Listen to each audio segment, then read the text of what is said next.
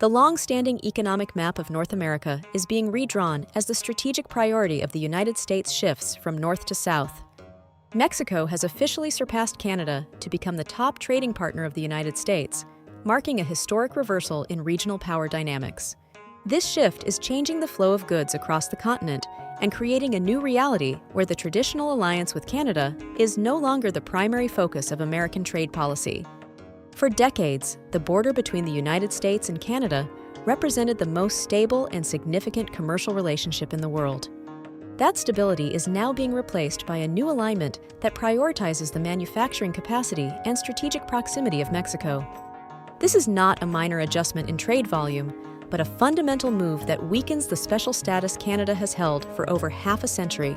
Recent data from the Department of Commerce and various global trade monitors confirm that Mexican exports to the United States have reached record highs, consistently outpacing those from Canada. While Washington engages in increasingly complex disputes with Ottawa over energy and digital policies, the dialogue with Mexico City has intensified around critical supply chains and industrial integration. Market analysts and economic researchers are noting that this trend is accelerating as American companies move their production lines closer to home to avoid global disruptions. This transition matters because it signals a departure from the tripartite cooperation that once defined the North American continent. When the United States reduces its reliance on Canadian resources and shifts its investment toward Mexican industry, the entire economic balance of the region feels the strain. Consequently, the reliability of the northern trade route is being questioned as the southern corridor becomes the new engine of American economic growth. This realignment introduces a level of uncertainty that affects everything from automotive manufacturing to the future of North American energy security. The question is no longer whether the map is changing, but why the most successful trade alliance in history is being dismantled in favor of a new partner. Behind this unprecedented shift lies a series of intense strategic calculations made by each nation for their own survival. To truly understand the gravity of this divorce, we must first look back at the era when North America functioned as a single, high-performance engine. For over 3 decades, the North American Free Trade Agreement was not just a treaty, but the very foundation of an economic superpower that many believed was unbreakable. This period was defined by a remarkable symbiotic relationship where each nation leaned into its unique strengths to create a dominant global force. Canada served as the continent's high-tech reservoir and natural resource powerhouse, providing the energy and raw materials essential for a modern industrial landscape. The United States acted as the primary driver, offering the world's most powerful consumer market and the massive capital necessary to sustain constant innovation. Meanwhile, Mexico transformed into the competitive manufacturing heart of the region, turning complex designs into finished products with a level of efficiency that rivaled the best in the world. This integration ran so deep that it redefined the very concept of a national border. It was a system where a single automotive part might be cast in Ontario, machined in Michigan, and assembled in Puebla, crossing borders multiple times before reaching a showroom. This tripartite cooperation allowed North America to stand as a formidable, unified bloc against the rising economic tides of Europe and the Asia-Pacific region. For years, the geopolitical interests of Washington, Ottawa, and Mexico City seemed so perfectly aligned that shared prosperity was viewed as a permanent law of nature. It was a golden era of predictable growth, where the northern and southern borders felt more like bridges supporting a unified vision of the future. However, this seamless machinery relied on a fragile level of global stability that could only exist in a different geopolitical era. As the internal and external pressures of a new century started to mount, the cracks in this once perfect union began to widen in ways no one had predicted. The friction intensified where the pressure of national interest met the new, aggressive reality of American protectionism. One of the first visible fractures appeared in the energy sector as Washington and Ottawa began to follow diverging paths regarding environmental regulations and cross-border pipeline projects. For Canada, these projects represented a sovereign right to develop its natural resources, while for the United States, they became a central point of debate in its new domestic climate agenda. While these two neighbors struggled to find common ground on energy, a much larger and more urgent conflict was brewing over the restructuring of global trade. Washington's hardline stance against foreign competition and its push for aggressive tariffs forced a choice that neither partner could easily avoid. In the face of this immense pressure, Canada found itself in a complex position, attempting to uphold its commitment to multilateral trade while facing the immediate threat of new American levies on its core industries. In contrast, Mexico viewed this shifting landscape as a strategic opening to redefine its role within the North American hierarchy. It moved decisively to impose a 50% tariff on a wide range of Chinese imports, a bold signal that it was ready to align with the new American security doctrine. This was a calculated demonstration that Mexico could serve as a frontline industrial fortress, providing the answers that Washington was increasingly demanding from its allies. By aligning its policy so closely with the United States' most sensitive economic concerns, Mexico secured a new level of strategic importance.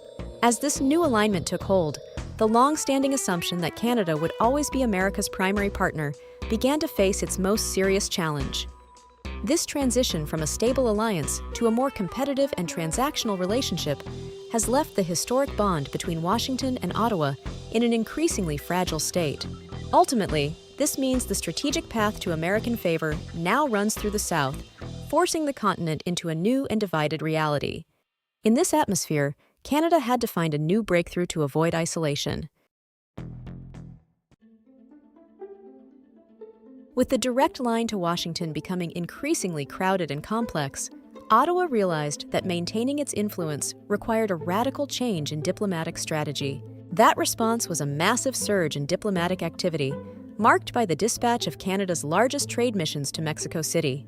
This was not a simple act of friendship, but a calculated survival tactic aimed at defending its standing within the North American trade bloc.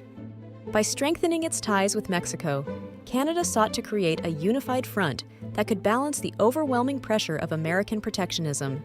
At the same time, the private sector began to undergo its own painful transition as corporations adjusted to the shifting power structure. Logistics companies, automotive giants, and energy firms started to reroute their investments and supply chains to navigate this new Southern-centric reality. Now, business leaders across all three nations find themselves playing a delicate game of chess, where corporate interests must be carefully aligned with the national security priorities of Washington. This intense period of diplomatic and economic restructuring revealed just how far the traditional order had been dismantled. For Canada, the mission was clear: to ensure that it was not left behind as the continent's economic heart continued to beat louder in the South. While these nations are pouring immense energy into their individual survival, the real reason this sequence of events is so critical lies elsewhere. The reason why this matters so much is that we are witnessing the fundamental dismantling of the integrated industrial ecosystem that has defined North American prosperity for decades. The true strength of this region was never about isolated national success, but about a unique model where the entire continent functioned as one giant unified factory. There was a time when a car part could cross borders 8 times with almost zero friction, creating a level of efficiency that no other region in the world could match. But as the focus shifts toward individual survival, this single factory model is beginning to grind to a halt under the weight of new national barriers. This internal friction creates a fatal crisis for irreplaceable high-tech industries, such as automotive and aerospace, which require tens of thousands of parts to be perfectly synchronized. When administrative costs skyrocket and logistics are delayed for days at the border, these complex sectors do not just lose profit, they face a structural threat to their very existence. Adding to this instability is a persistent cloud of suspicion over Mexico, which continues even after its declaration of a 50% tariff on Chinese imports. This lack of trust translates into aggressive inspections and rigid verification demands, acting as a hidden tax that makes logistics slower and more expensive than ever before. Consequently, by choosing internal rivalry over cooperation, North America is in fact disarming itself against the highly integrated and unified economic powers of Europe and Asia. Once such a specialized industrial ecosystem is broken, it cannot be easily rebuilt, leading to a permanent loss of global competitiveness and market share. This growing fragmentation is causing long-term structural damage to the continent, weakening the shared competitive edge that once defined North America as a global superpower.